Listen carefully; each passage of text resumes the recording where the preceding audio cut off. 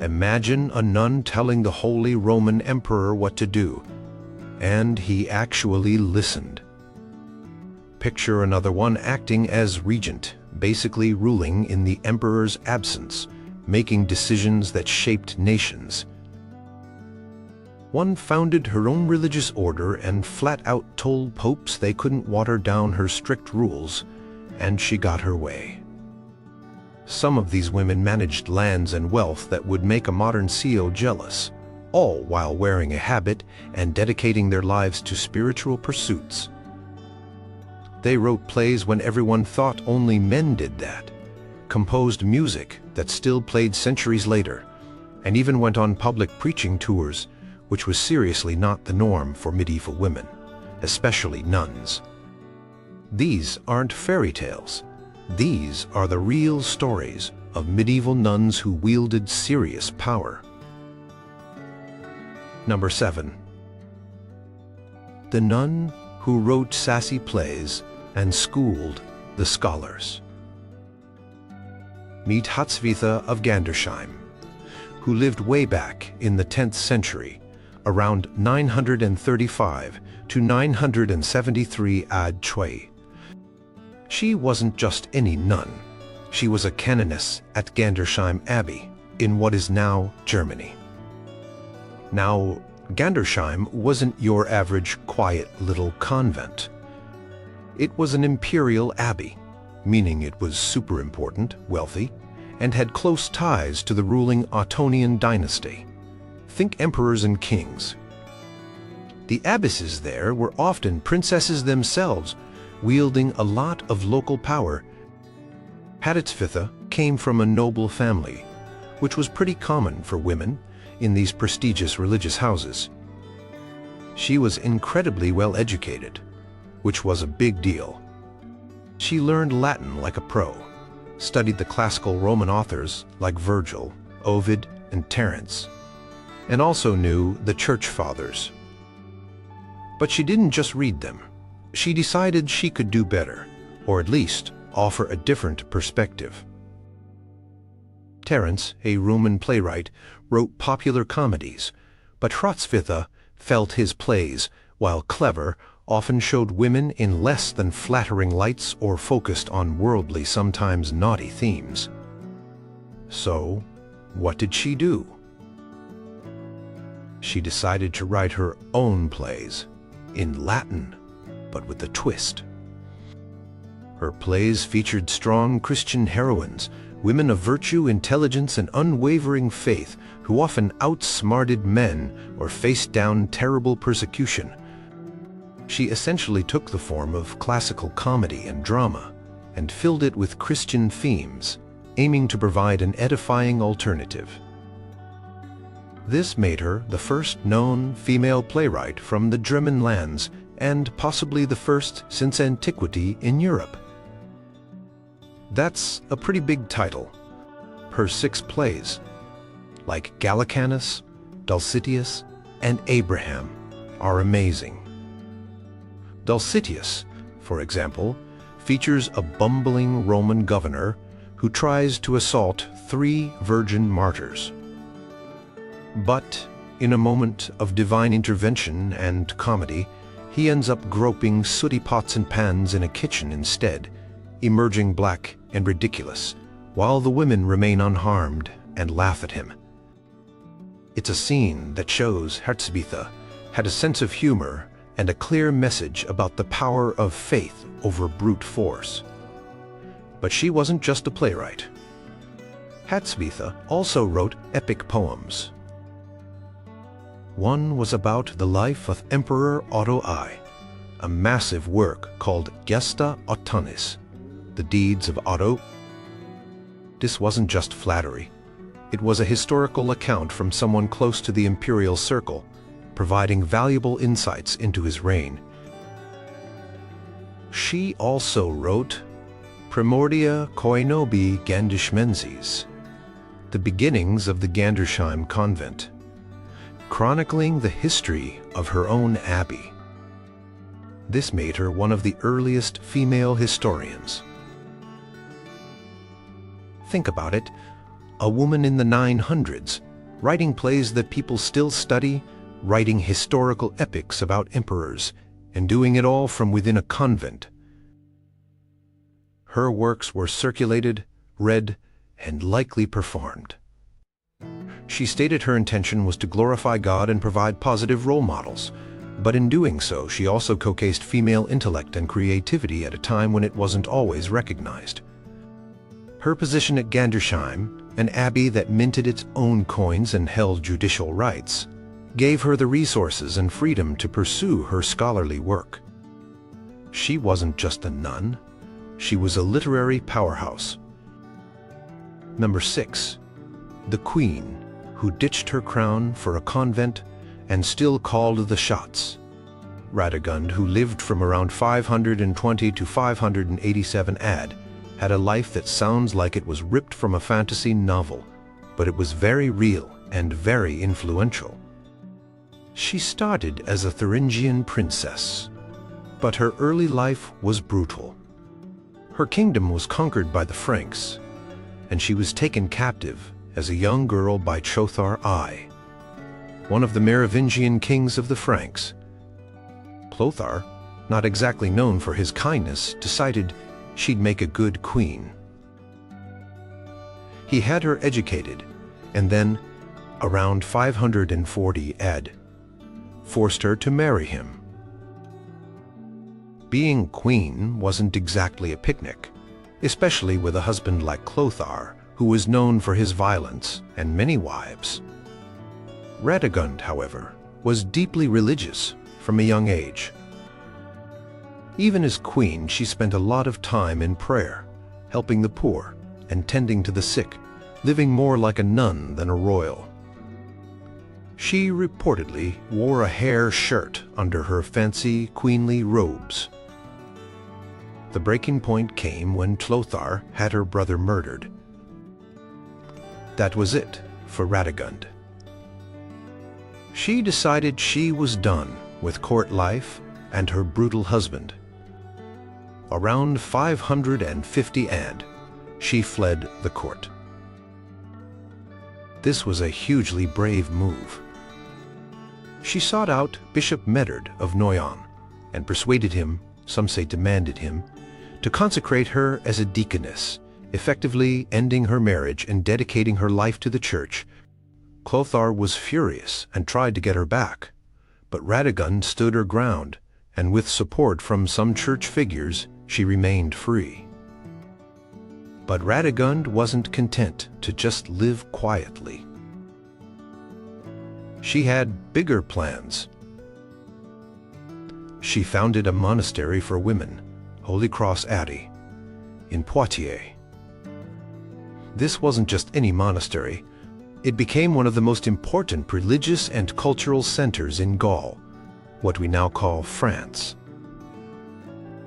She used her royal connections and her own considerable influence to get it built and endowed. She even managed to get a relic of the true cross from the Byzantine emperor for her abbey, a massive diplomatic and spiritual coup that gave her abbey its name and immense prestige. From within Holy Cross, Radegund wielded significant influence. Although she didn't become abbess herself, she installed a friend, Agnes. She was the spiritual heart and driving force behind it. Her abbey followed a strict rule she helped devise based on the teachings of Caesarius of Arles. It became a haven for women from noble families and a center of learning. Radegund herself was known for her asceticism, her charity, and her wisdom. She didn't just stay behind walls, though. She used her influence to mediate political disputes between warring Frankish nobles and kings. She wrote letters, offered counsel, and was widely respected for her piety and her royal background. People listened to her. She also fostered literature. The famous poet, Venantius Fortunatus, became a close friend and lived near Poitiers writing poems for Radegund and her community, giving us incredible insights into her life and the abbey. He described her acts of charity, her devotion, and the intellectual atmosphere she cultivated. Radegund transformed herself from a captive princess and reluctant queen into a powerful spiritual leader and founder. She created a space where women could thrive, learn, and dedicate their lives to God. And she did it by defying a king and carving out her own path.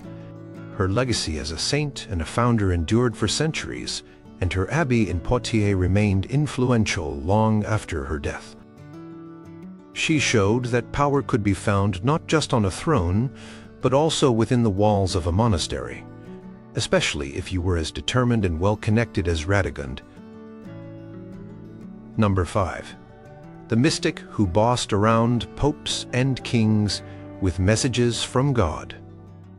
Bridget of Sweden, or Brigida Bergersdotter, as she was born around 1303, wasn't your typical nun for a large part of her life, but she became one of the most influential religious figures of the 14th century, founding an order and using her divine revelations to advise and sometimes scold the most powerful people in Europe.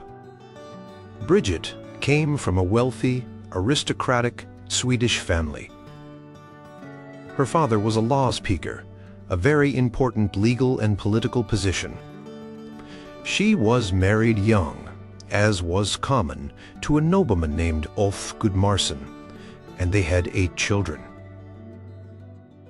For many years, she lived the life of a noblewoman, managing a household and even serving as a lady-in-waiting to the Queen of Sweden, Blanche of Namur.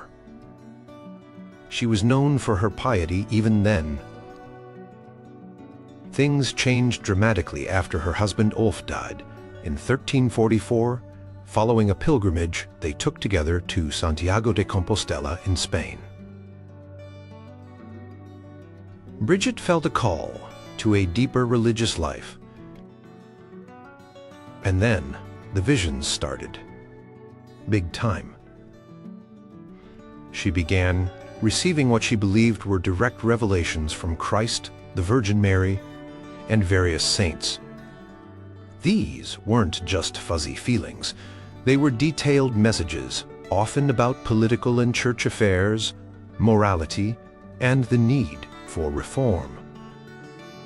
These revelations weren't kept quiet. Bridget dictated them to her confessors, who translated them from Swedish into Latin, and they began to circulate. They were often critical. She called out kings for their sins, warned nobles about their decadence, and urged for peace in a war-torn Europe. The 100 Years' War between England and France was raging, and Bridget had messages for both sides. One of her biggest campaigns, driven by her revelations, was for the Pope to return to Rome. At this time, the papacy was based in Avignon, France, a period often called the Babylonian captivity of the papacy. Bridget believed Rome was the rightful seat of the Pope, and tirelessly advocated for the Pope's return, writing letters and sending messengers to Popes Clement V and Urban V. She even traveled to Rome herself and ended up living there for much of the rest of her life, working for church reform and establishing a new religious order. This order, the Order of the Most Holy Savior, or the Bridgetines, was unique. It was designed as a double order with separate communities of nuns and monks, but all under the overall governance of the abbess. The main focus was on the nuns, with the monks serving as chaplains. Bridget laid out incredibly detailed rules for her order in her revelations, covering everything from their habit, gray, with a distinctive white crown marked with 5 red dots, symbolizing Christ's wounds, to their daily prayers and work. The mother house was established at Vadstena in Sweden, on land donated by the Swedish king, and it became a major spiritual and cultural center. Bridget wasn't afraid to use her status and her visions to push her agenda. She traveled extensively, including a pilgrimage to Jerusalem. She met with political leaders, church officials, and nobles, always promoting her messages of reform and piety. Her revelations, compiled into a book called Liber Celestis, the Heavenly Book, became hugely popular and influential throughout Europe. Of course, not everyone believed her visions were divine. Some accused her of being delusional or politically motivated, but many, including powerful figures, took her very seriously. She was eventually canonized as a saint in 1391, less than 20 years after her death, in 1373. Saint Bridget of Sweden became a patron saint of Europe, a testament to her widespread influence. She showed that a determined woman, armed with conviction and what she believed was divine authority, could make kings and popes sit up and listen. Number 4. The rebel nun who defied popes to keep poverty pure. Clare of Assisi, or Chiara o Freduccio, born around 1194, was a close contemporary and devoted follower of Saint Francis of Assisi, but she was a powerhouse in her own right. She wasn't just a fangirl. She co-founded a major religious order and fought for decades, even against popes, to maintain its core principles. Clare came from a wealthy, aristocratic family in Assisi, Italy. Her life was likely mapped out for her. A good marriage to another noble, a life of comfort. But then she heard Francis preach. Francis, who had renounced his own wealthy background to live a life of radical poverty and preach the gospel, inspired her deeply.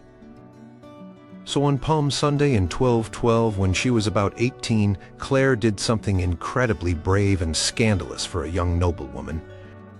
She secretly ran away from her father's home in the middle of the night. She went to the Portiuncula, the little chapel where Francis and his followers gathered. There, Francis cut off her hair, a symbolic act of renunciation, and she exchanged her rich clothes for a simple penitential robe. Her family was furious. They tried to drag her back home, literally. They stormed the church where she had taken refuge, but Clare clung to the altar and, according to some stories, bared her shorn head, showing she was now dedicated to Christ. They eventually gave up. She wasn't alone for long. Other women, including her own sister Agnes, soon joined her. They initially stayed in a couple of Benedictine convents, but eventually Francis helped them establish their own community at the Church of San Damiano, just outside Assisi. This was the beginning of the Order of Poor Ladies, later known as the Poor Clares. Now here's where Clare's incredible strength and determination really shone. The core of Francis's message, and therefore Clare's, was radical poverty. Not just individual poverty where a nun owned nothing personally, but corporate poverty, where the monastery itself owned no property and lived entirely on alms, on what people gave them day by day. This was a revolutionary idea, especially for an enclosed order of women who couldn't go out and beg like the friars. Most female monasteries at the time relied on endowments of land and property to support themselves. The church authorities, including successive popes, were very uneasy about this. They thought it was impractical and unsafe for a community of cloistered women to live without any secure income or property. They tried multiple times to get Clare to accept endowments and to follow a more conventional monastic rule, like the Benedictine rule. Pope Gregory X even offered to absolve her from her vow of poverty, essentially saying, "It's okay, you don't have to be this poor." Clare's response: "Thanks, but no thanks." She famously told the Pope that she needed absolution from her sins, not from her vow to follow Christ in poverty. She fought for what she called the privilege of poverty, privilegium paupertatis, for her order the right to own nothing. For nearly 40 years, she defended this principle. She wrote letters, she negotiated, she stood her ground with incredible persistence. She also wrote her own rule for her followers, the first rule for a religious order known to have been written by a woman. It was deeply Franciscan in spirit, emphasizing poverty, prayer, and a simple communal life. She struggled for years to get papal approval for her specific form of life. Finally, just 2 days before her death in 1253, Pope Innocent V approved her rule. It was a massive victory, a testament to her unyielding faith and determination. One famous story illustrates her spiritual power.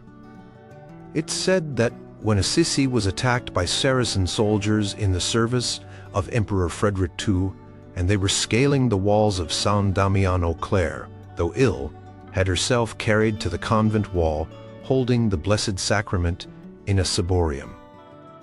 She prayed, and the soldiers were reportedly thrown into a panic and fled. Clare of Assisi wasn't just a companion to Francis, she was a founder, a legislator, and a spiritual leader who fiercely protected the charism of her order. She created a new way for women to live, a dedicated religious life, and her Poor Clares spread throughout Europe and continue to exist today, a legacy of her incredible courage and conviction. She showed that even a cloistered nun committed to utter poverty could wield immense spiritual authority and successfully challenge the highest powers in the Church to protect her vision. Number 3. The abbess who hosted the Super Bowl of church councils and trained bishops. Hilda of Whitby, who lived from 614 to 680 AD, was an Anglo-Saxon princess who became one of the most important and influential women in the early English Church. She wasn't just an abbess, she was a royal, a scholar, an educator of bishops, and the host of a synod that decided the future direction of Christianity in England.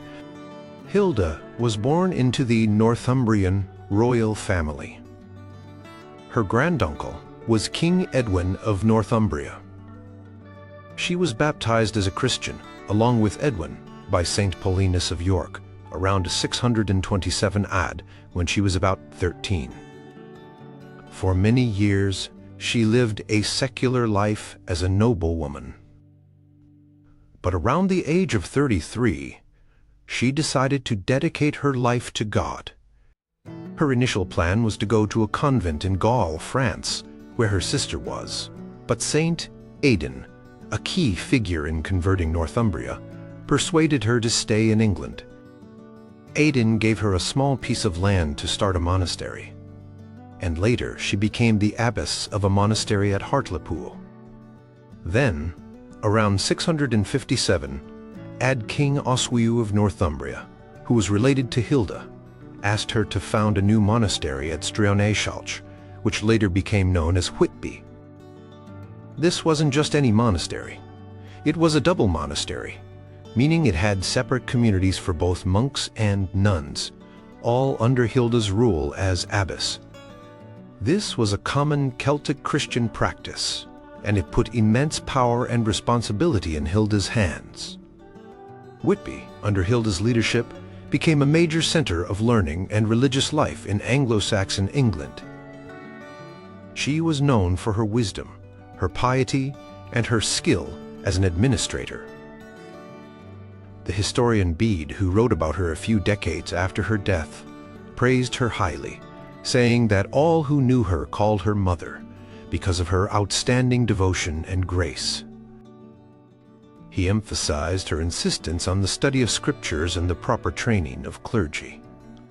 And that training was top-notch. No fewer than 5 men who were educated at Whitby under Hilda went on to become bishops, some of them saints, like St. John of Beverley and St. Wilfrid, though Wilfrid later became an opponent on a key issue. This is incredible. An abbess, essentially running a seminary that produced future leaders of the church. Kings and commoners alike sought her counsel because of her wisdom. But Hilda's most famous moment in the spotlight, the event that really cemented her place in history, was hosting the Synod of Whitby in 664 AD. This was a huge deal. At the time, the church in Northumbria was divided. Some followed Celtic Christian practices, which had come via Irish missionaries like Aidan, while others followed Roman Christian practices, which had come via missionaries from Rome, like Augustine of Canterbury. The differences might seem minor to us now, things like the correct way to calculate the date of Easter and the style of monastic tonsure, haircut for monks, but they represented different traditions, different lines of authority, and different cultural allegiances. King Oswiu decided these differences needed to be sorted out so the Northumbrian church could be unified. And where did he choose to hold this crucial meeting? At Hilda's monastery in Whitby. Hilda herself had been brought up in the Celtic tradition and favored it. The synod brought together leaders from both sides. The main spokesmen were Colman for the Celtic side, and Wilfrid, one of Hilda's former pupils, ironically, for the Roman side. The debate was intense. After hearing both arguments, King Oswiu made the decision. Northumbria would follow the Roman practices. This was a pivotal moment, aligning the English Church more closely with Rome and the rest of continental Europe. Even though the decision went against the tradition Hilda personally followed, she accepted the king's ruling with grace and ensured that Whitby conformed to the new standards. This showed her commitment to unity and order within the church, even when it meant personal disappointment. Hilda continued to lead Whitby with wisdom and distinction until her death in 680 AD after a long illness. She also fostered native talent. It was at Whitby during Hilda's time that Caedmon, a simple herdsman employed by the monastery, miraculously received the gift of poetic song and became the first known English religious poet, composing verses in Old English based on biblical stories. Hilda recognized his gift and encouraged him. Hilda of Whitby was a true leader. She managed a vast and complex institution, fostered learning, trained future bishops, provided wise counsel, and played a key role in one of the most significant events in English church history. She demonstrated that a woman could be a powerful spiritual and intellectual force, shaping the religious landscape of a nation. Number 2. The abbess who basically ruled a chunk of the Holy Roman Empire. Meet Mathilda, abbess of Quedlinburg, who lived from 955 to 999 AD. She wasn't just any abbess, she was an imperial princess, the granddaughter of Emperor Otto, Otto the Great, and she wielded real direct political power, even acting as regent for her young nephew, Emperor Otto III. Mathilda was born into the Ottonian dynasty, the ruling family of the Holy Roman Empire. Her father was Duke Otto of Swabia, son of Otto I, and her mother was Ida. From a young age, she was destined for a high-status life within the church, which for royal women often meant becoming an abbess of a powerful imperial abbey. She was educated at Quedlinburg Abbey, one of the most prestigious and influential female monastic houses in the empire. Quedlinburg wasn't just a place of prayer, It was a political and economic powerhouse. Founded by Otto's mother, Queen Mathilda, Mathilda's great-grandmother and namesake, it held vast lands, minted its own coins, held markets, and its abbess was a princess of the empire, ruling her territories like a secular lord. In 966 AD, at the ripe old age of 11, Mathilda became abbess of Quedlinburg. Yes, 11. This sounds shocking, but it wasn't uncommon for high-ranking noble girls to be appointed to such positions, with older nuns guiding them until they came of age. Given her imperial lineage, this was a strategic appointment, keeping Quedlinburg firmly within the family's control. Mathilda grew into her role and became a formidable figure. She was highly educated, pious, and politically astute. She had to be given her family. Her brother was Otto II, Holy Roman Emperor, and her nephew was Otto III. Family ties were everything. Her big moment to step onto the wider political stage came during the reign of her nephew, Otto III. When Otto II died in 983, Otto III was only 3 years old.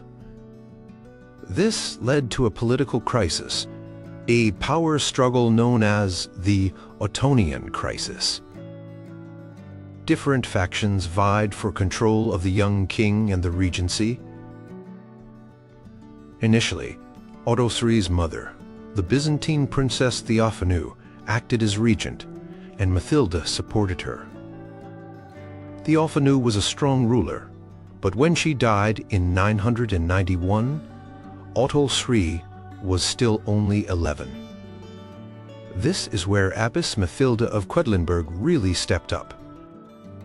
From 991 to 994, while Otto III was still a minor, and particularly when he traveled to Italy later in his reign, Mathilda effectively acted as his regent in Germany. She was entrusted with governing the northern parts of the empire. This wasn't just a symbolic role. She held assemblies of nobles, she issued decrees, she presided over legal matters, and she maintained peace and order. She was, for all intents and purposes, the ruler in that region. Contemporary chroniclers like Thietmar of Merseburg, who knew her, recorded her activities and her authority.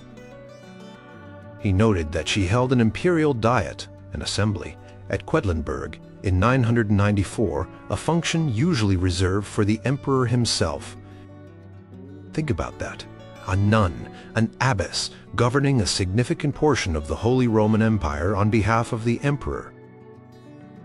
She managed to keep the often fractious German dukes in line. She even took part in military decisions, such as organizing defenses against Slavic incursions on the eastern borders. Her letters and charters from this period show her actively involved in the day-to-day administration of imperial affairs. Her abbey at Quedlinburg became a de facto capital when she was governing. She was also responsible for Otto III's sisters, Adelaide and Sophia, who were also being educated at Quedlinburg. Sophia later became abbess there too. So, she was not only a political regent, but also a guardian and educator of future imperial women. Mathilda's power came from several sources: her imperial blood, her position as abbess of a wealthy and strategically important abbey, her personal abilities, and the trust placed in her by her family. She successfully navigated the complex and often dangerous world of medieval politics, maintaining stability for her nephew's reign. She died in 999 AD, still relatively young, at about 44.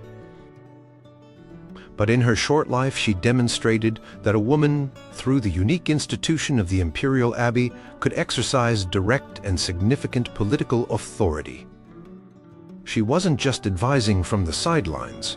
She was in charge, making decisions that affected the governance of an empire. She was a true ruler in a habit. Number 1. The visionary polymath who told off popes, composed hit music, and wrote about sex ed. Hildegard of Bingen. If there was a medieval nun rock star, it was Hildegard. Living from 1098 to 1179, she was a German Benedictine abbess, but that title barely scratches the surface. She was a writer, composer, philosopher, mystic, visionary, medical writer, botanist, and naturalist.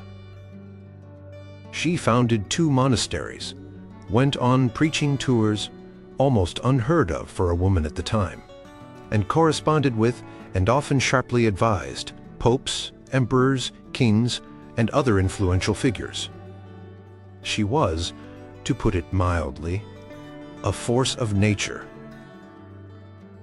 Hildegard was born the 10th child of a noble family. As was sometimes the custom with a 10th child, a tithe to the church. She was dedicated to a religious life from a young age. Around the age of 8, she was enclosed with an older anchoress named Jutta von Sponheim at a small hermitage attached to the Benedictine monastery of Disibodenberg. When Jutta died in 1136, Hildegard, by then in her late 30s, was elected as the magistra, or spiritual leader, of the growing community of nuns there. From a very young age, Hildegard experienced religious visions which she described as the shade of the living light. For many years, she kept these visions mostly to herself, fearing ridicule or disbelief. But in her early 40s, she received what she felt was a divine command to write down what you see and hear. With the encouragement of her confessor, Volmar, and the local abbot, and after getting tentative approval from Pope Eugenius III, who had a commission review her early writings, she began to document her extraordinary visions. Her first major theological work, Civius, Know the Ways of the Lord, took 10 years to complete. It's a stunning book, detailing 26 complex visions about the nature of God, creation, salvation, the church, and the end times. Many surviving manuscripts are beautifully illuminated, possibly under her direction, depicting these intricate cosmic and spiritual scenes. This wasn't just devotional writing. It was sophisticated theology, and it quickly brought her fame and respect. But Hildegard wasn't content to stay put. Her community of nuns at Disibodenberg had grown large, and she felt divinely instructed to move them to a new independent monastery at Rupertsberg, near Bingen, on the Rhine River. This caused a major conflict with the monks and abbot of Disibodenberg, who didn't want to lose such a prestigious and probably income-generating group of nuns. Hildegard, despite being ill and facing intense opposition, stood her ground. She famously took to her bed, seemingly paralyzed, until the abbot relented. Once she got permission, she miraculously recovered. She founded Rupertsberg around 1150, and later, around 1165, a daughter house at Ebenen across the Rhine. As abbess of these independent monasteries, she had considerable autonomy and authority. Hildegard's influence exploded. She wrote 2 more major visionary theological works, Liber Vitae Meritorum, Book of Life's Merits, and Liber Divinorum Oberum, Book of Divine Works. But she didn't stop there.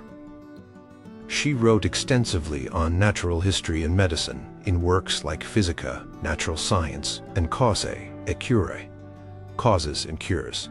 These books contain detailed observations on plants, animals, stones, and their medicinal properties, as well as discussions of human physiology, diseases, and treatments. Some of her medical advice was surprisingly practical and holistic, covering diet, hygiene, and even psychological well-being. She discussed topics like menstruation and sexuality with a frankness that was unusual for her time, especially for a nun. And then there was her music. Hildegard composed an astonishing amount of liturgical music, hymns, antiphons, sequences for her nuns to sing. Her compositions are highly original, with soaring melodies and a wider vocal range than much of the plain chant of her day. She also wrote a morality play called Ordo Virtutum, Order of the Virtues, complete with music, which is considered one of the earliest known examples of its kind. Her music is still performed and recorded widely today. Hildegard was also a fearless correspondent. Hundreds of her letters survive, addressed to everyone from Bernard of Clairvaux and various popes like Anastasius IV and Adrian Ivan to Emperor Frederick Barbarossa and King Henry II of England. She didn't pull her punches. She offered praise when she felt it was due, but she also delivered stern warnings, rebukes for moral failings, and calls for reform. She urged leaders to live justly and piously, and she wasn't afraid to criticize abuses of power. In her later years, in her 60s and 70s, she undertook several public preaching tours along rivers in Germany, speaking out against clerical corruption and heresy.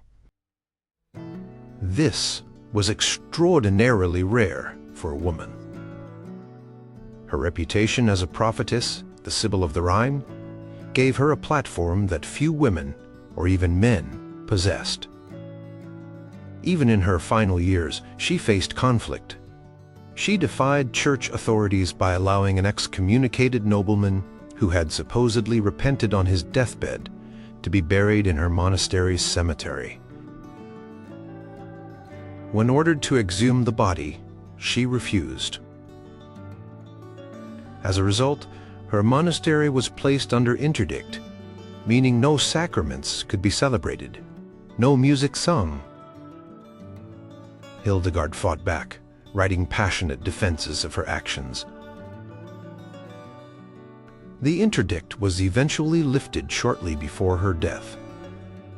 Hildegard of Bingen was a true polymath, a spiritual leader of immense stature, and a woman who wielded enormous influence through her writings, her music, her prophecies, and her sheer force of personality. She expanded the traditional roles for women in the Church and left an indelible mark on medieval thought and culture.